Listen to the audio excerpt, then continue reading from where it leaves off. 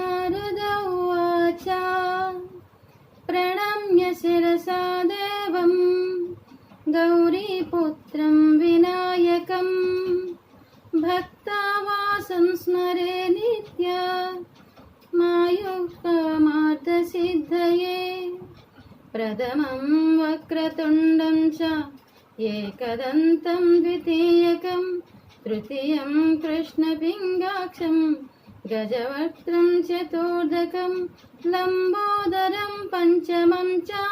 षष्ठमं विकटमेव च सप्तमं विघ्नराजं च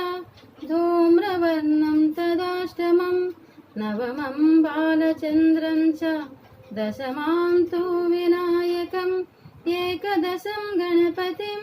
द्वादशां तु गजाननं द्वादशैतानि नामानि त्रिसंज्ञं यः पठे नरः न च विघ्नभयं तस्य सर्वसिद्धिकरं परं विद्यार्थी लभते विद्यां